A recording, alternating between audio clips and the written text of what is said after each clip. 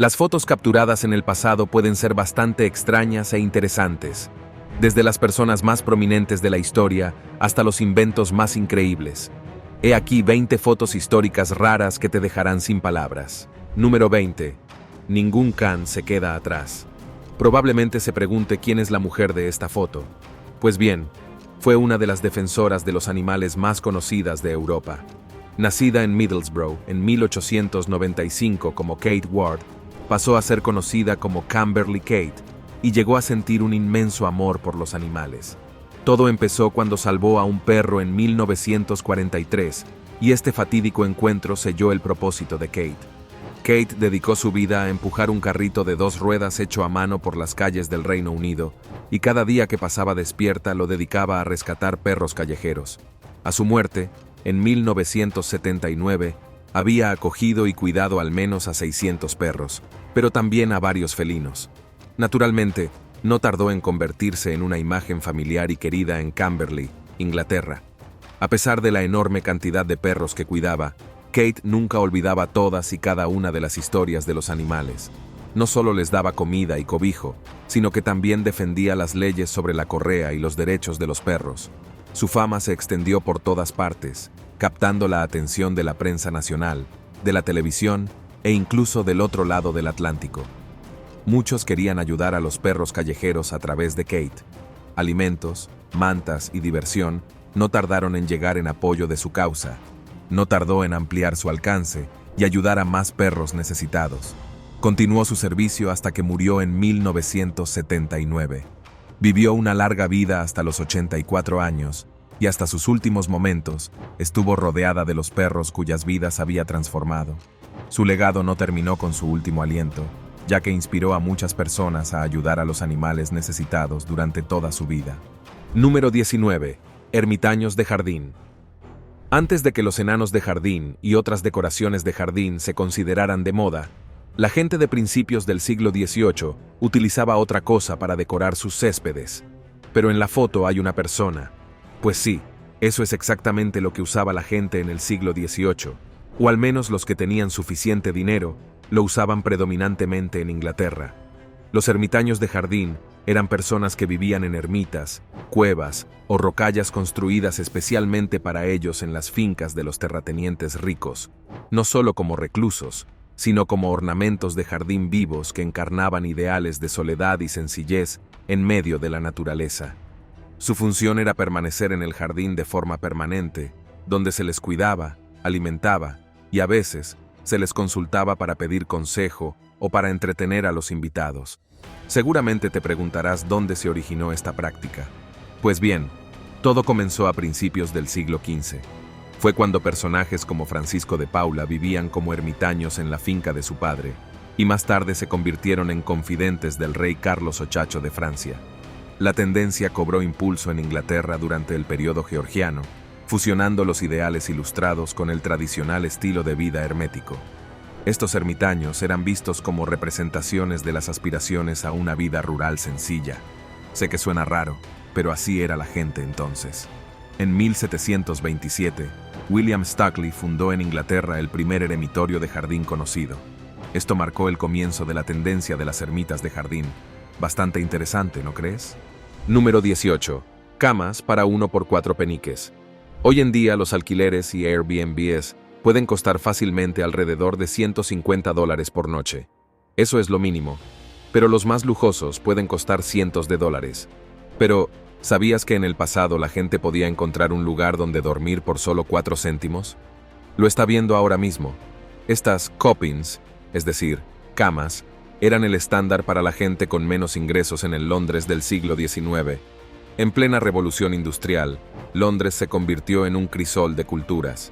El mundo llegó a Londres y muchos buscaron fortuna en la ciudad, incluidos los más pobres entre los pobres. Naturalmente, el colapso siguió, ya que Londres solo podía albergar a un número determinado de personas. Entonces, llegó el ataúd de 4 peniques. Por 4 peniques, una persona podía alquilar un lugar para dormir durante la noche en una caja con forma de ataúd. Eran cajas estrechas, como ataúdes, donde los más pobres de los pobres londinenses podían recostar sus cansados cuerpos. Pero no todo era malo. El precio también incluía el acceso a una cocina para cocinar sus comidas, y a veces incluso una taza de té o café por la mañana. Para los que no tenían ni un chelín de sobra, esta condición aparentemente angustiosa ya era un buen negocio. Bueno, esto es solo otra parte sombría de la historia. Número 17. El selfie del siglo XVII. Sí, estás mirando un selfie de espejo capturado en algún momento alrededor de 1920. Bastante interesante, ¿no crees? Parece que en el pasado la gente sabía ser creativa con sus fotos, pero no con tanta frecuencia como hoy. Esto tiene mucho sentido, teniendo en cuenta que por aquel entonces las cámaras eran voluminosas y las películas caras. Pero, en realidad, ¿cómo surgieron los selfies? Se cree que el concepto se popularizó a principios de la década de 2010.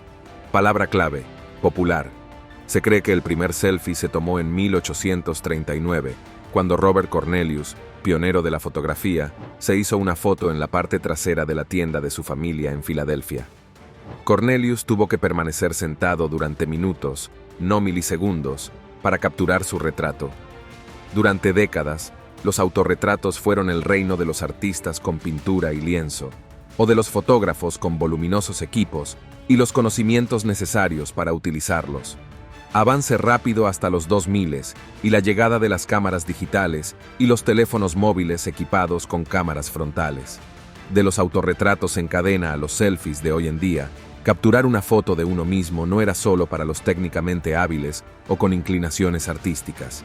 Era para todos, en cualquier momento y en cualquier lugar. Aún así, ver fotos así parece más preciado, ¿no crees? Número 16. Día Nacional del Selfie en el Espacio.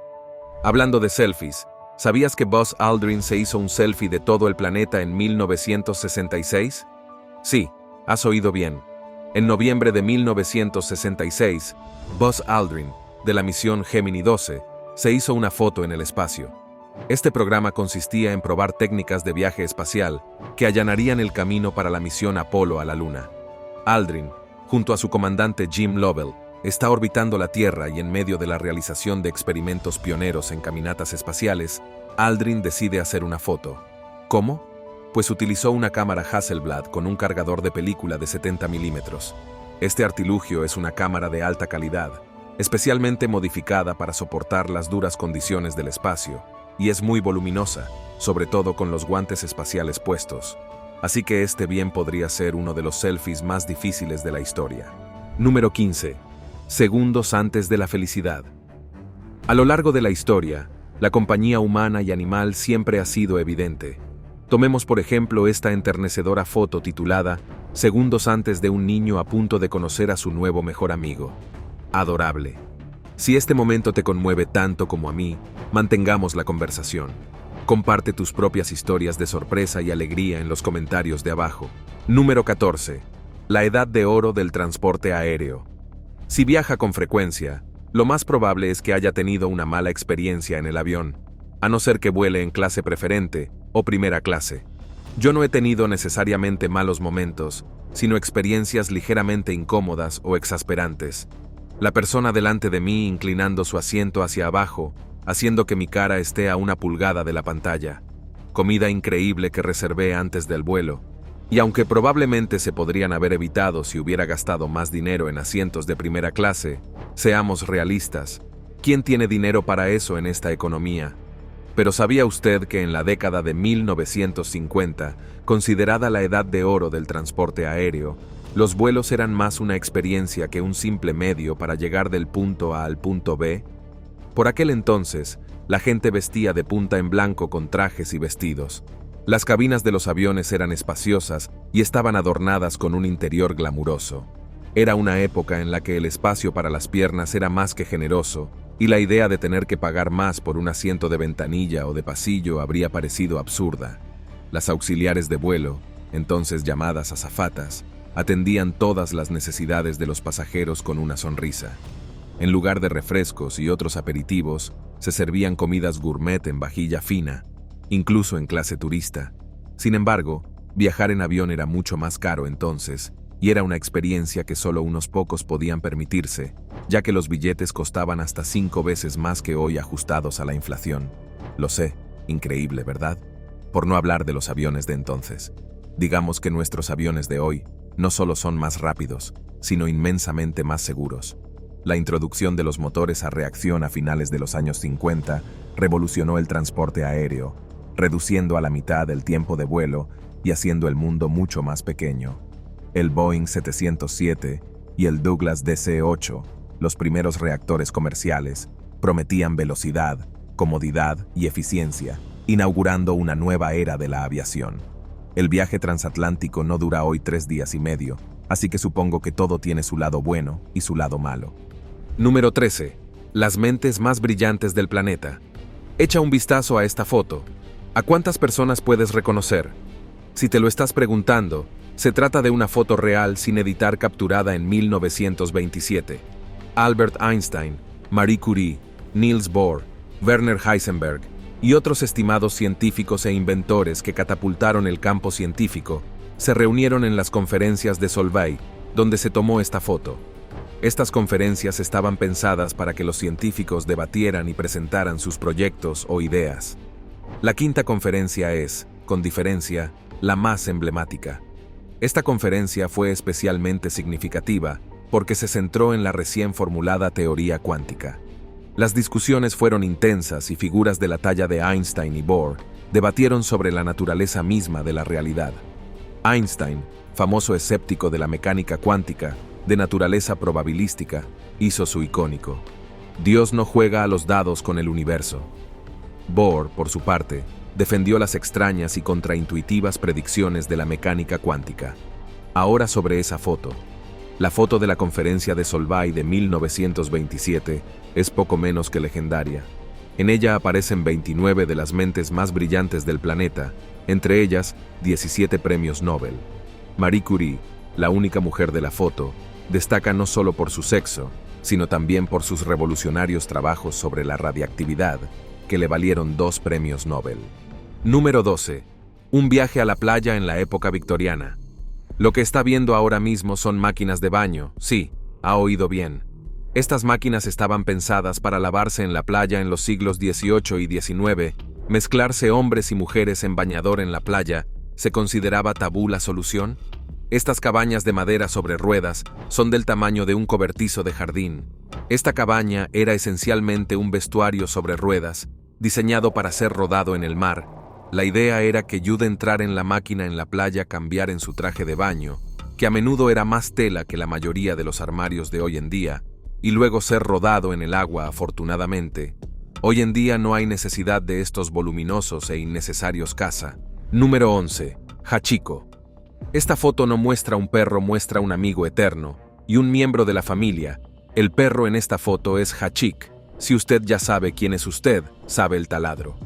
En la década de 1920, en Tokio, Japón, un profesor de la Universidad de Tokio adoptó a Hachik, una Akita que todos los días acompañaba a su dueño a la estación de tren de Shibuya, donde el profesor Rueno cogía el tren para ir a trabajar. Esto duró años, hasta que en 1925, un fatídico día, Ueno falleció en el trabajo y nunca volvió a casa en tren. Para Hachiko, la única ocasión de volver a casa era cuando su dueño salía de la estación de tren, pero Ueno nunca lo hizo. Sin embargo, en lugar de volver a casa, Hachik se quedó. Esperó y esperó y esperó. Volvió a la estación a la misma hora al día siguiente y al siguiente, y siguió haciéndolo no durante días, ni semanas, ni meses, sino durante los siguientes 9 años, con la esperanza de que al día siguiente su dueño, la lealtad inquebrantable de Hachiko, cautivó los corazones de los residentes locales y de los trabajadores de la estación, que empezaron a cuidar de él dándole comida y agua mientras velaba en 1935. Hachiko falleció, pero sigue viviendo en los corazones de la gente. De hecho, fue inmortalizado en una estatua frente a la estación de Shibuya, donde sigue esperando a Ueno. Pero quién sabe. Quizás se conocieron hace mucho tiempo, cuando Hachiko exhaló su último suspiro en 1935.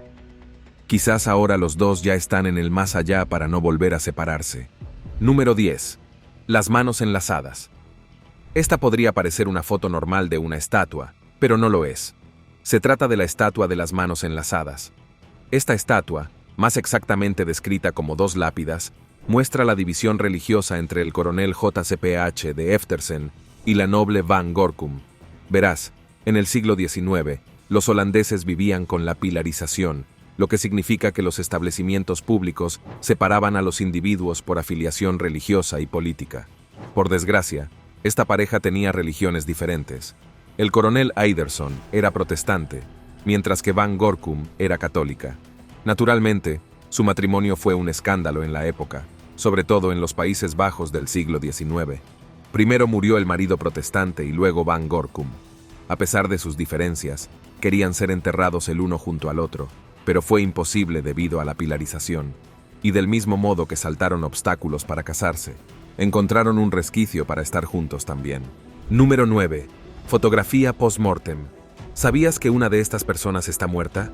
En aquel entonces, esto era lo normal, tomar fotos con gente muerta. La fotografía post-mortem comenzó en los primeros días de la fotografía, alrededor de la década de 1840, llegando a ser particularmente generalizada durante la época victoriana.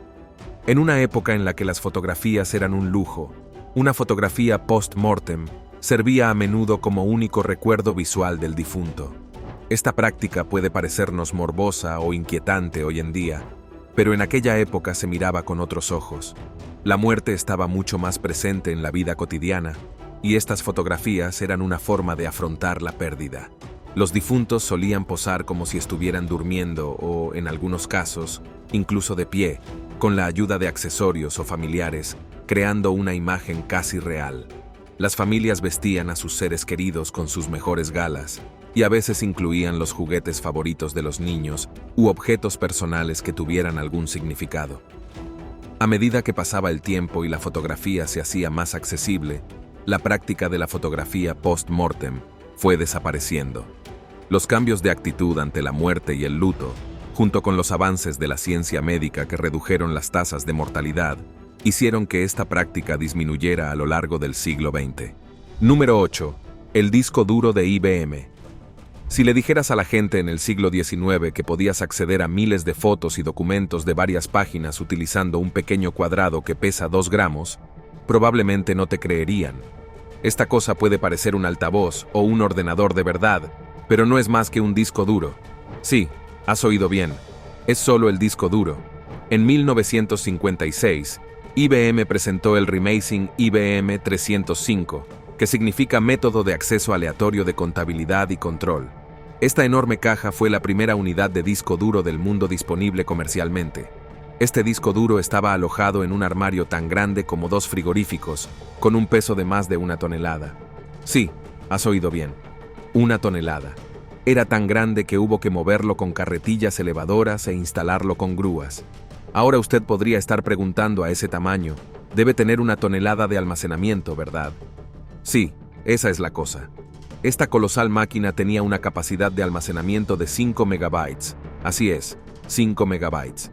Para ponerlo en perspectiva, la foto que acabas de hacer con tu smartphone es probablemente mayor que toda la capacidad de almacenamiento de este monstruo. Aún así, el REMAC cambió las reglas del juego al introducir el concepto de almacenamiento de acceso aleatorio, que permitía recuperar datos directamente desde cualquier punto del medio de almacenamiento. Esta idea revolucionaria allanó el camino para la era de la informática moderna. ¿Cuánto costaba alquilar un sistema REMAX? Alrededor de $3,200 al mes, lo que equivale aproximadamente a unos $30,000 en dinero de hoy. Y las empresas hacían cola para conseguir ese privilegio, porque el valor que aportaba a la gestión de datos y a las operaciones empresariales no tenía precedentes. ¿Quién hubiera pensado que hoy es posible un espacio de almacenamiento en un pequeño chip? Número 6. La primera fotografía jamás tomada. Por supuesto, este vídeo no estaría completo sin esta foto, pero apenas puedo reconocer nada en ella. Bueno, eso es probablemente porque esta es la más antigua, o más bien la primera fotografía jamás tomada. En 1826 o 1827, en una pequeña ciudad francesa, un hombre llamado Joseph Niesebourg Niepce hizo historia. Niepce, curioso inventor y verdadero pionero en el campo de la fotografía, experimentaba con una técnica que alteraría para siempre el curso de la documentación visual.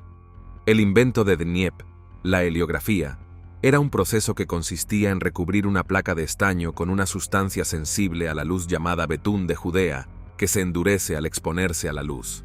Esto significaba que las partes más brillantes de la imagen se endurecían en la placa, mientras que las zonas no expuestas permanecían blandas y podían lavarse, dejando tras de sí una imagen permanente. Imaginemos a Dieppe preparando su cámara oscura, una simple caja con un pequeño orificio que proyectaba el mundo exterior sobre una superficie. Dentro de la caja, la ventana de su taller. La orienta hacia una vista bastante discreta. Los tejados de los edificios, un árbol lejano, el horizonte. Nada fuera de lo común, solo un trozo de la vida cotidiana. Pero lo que lo hace tan extraordinario es que esta vista se convertiría en el tema de la primera fotografía del mundo, conocida como vista desde la ventana de Legras. El tiempo de exposición no duró segundos, ni minutos, sino horas, en realidad días. Los informes sugieren que la exposición duró al menos 8 horas, y algunos dicen que podría haber sido de varios días. El resultado fue una representación granulada pero inconfundiblemente real de un momento congelado en el tiempo. Fue el primer intento con éxito de capturar permanentemente una imagen de la naturaleza utilizando una cámara y productos químicos. Esta fotografía, aunque no es visualmente impresionante para los estándares actuales, marcó el comienzo de la era de la fotografía. Número 5. Tubas de guerra. No, no es un megáfono enorme. Esta es una foto de una enorme tuba de guerra. Sí, has oído bien. A principios del siglo XX, los aviones desempeñaban un papel importante en el campo de batalla. Después de todo, estábamos en plena Primera Guerra Mundial. La única forma eficaz de detectar aviones en aquella época era utilizar estos enormes conos. En una época en la que aún no se había inventado el radar, la gente tenía que ser creativa. Estas guartubas eran esencialmente grandes localizadores acústicos utilizados por varios países, entre ellos Japón y Gran Bretaña, para detectar el sonido de los aviones que se acercaban. El principio era que el sonido viaja por el aire, y al captar y amplificar estos sonidos, los operadores podían oír a los aviones enemigos antes de que fueran visibles.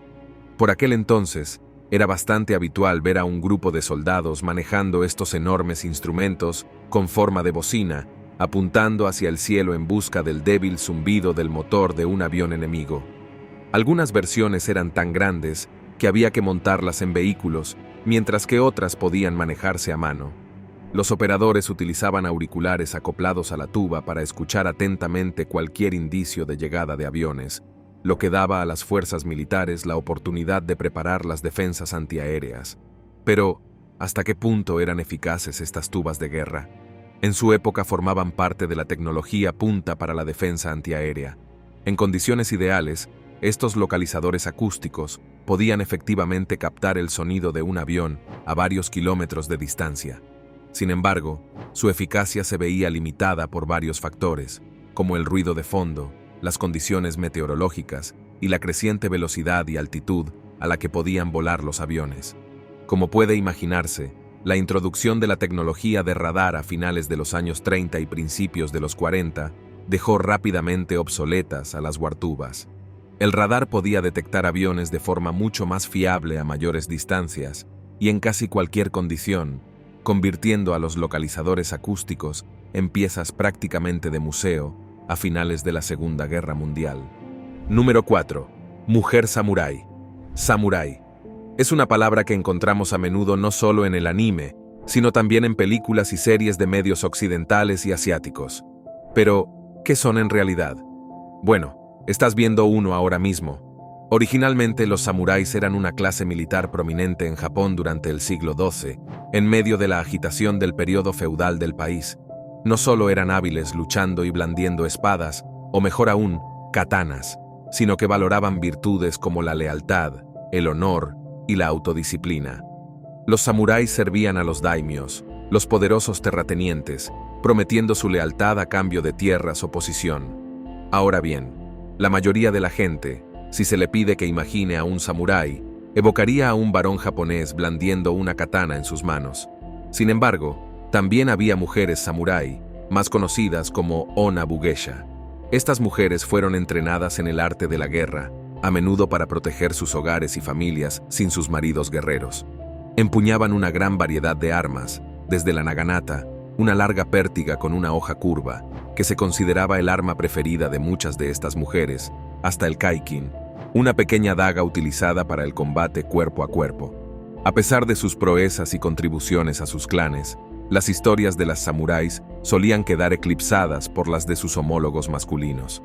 Sin embargo, recientes investigaciones y el interés por la historia de las mujeres han sacado a la luz sus historias, revelando su importante papel en la sociedad feudal japonesa. Número 3. Biblioteca de Cincinnati. ¿Alguien del público es de Cincinnati? Si es así, quizá esto le interese. Esta foto fue tomada en la biblioteca de Cincinnati antes de que fuera demolida. Parece un paraíso para los ratones de biblioteca, ¿verdad? Pues no. Inaugurada en 1874, la biblioteca se construyó siguiendo una arquitectura victoriana con su estilo gótico revival, que la hizo destacar como lugar emblemático de Cincinnati. Su característica más llamativa era el vestíbulo principal, un impresionante atrio repleto de estanterías de libros de hierro fundido. Desde luego, parecía un lugar estupendo en el que pasar el tiempo o investigar.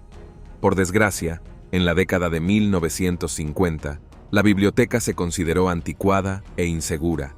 Por ello, en 1955 comenzó la demolición del edificio. Número 2. Aldaba de Londres. ¿Te has preguntado alguna vez qué usaba la gente antes? Relojes despertadores. Bueno, había gente para eso. Sí, has oído bien. Verás, en la época victoriana, hasta principios del siglo XX, en Londres, la gente trabajaba como aldaba. Un trabajo de aldaba era exactamente lo que parece. Eran los despertadores humanos de su tiempo, encargados de despertar a la gente a tiempo para ir a trabajar. Armados con palos largos, porras o incluso tiradores de guisantes, los aldabas recorrían las calles de madrugada, golpeando ventanas o puertas para despertar a los durmientes de su letargo. Despertarse para ir a la escuela o al trabajo es un reto para la mayoría de nosotros. Estos llamadores se contrataban mediante acuerdos a largo plazo, pero no es tan fácil como parece.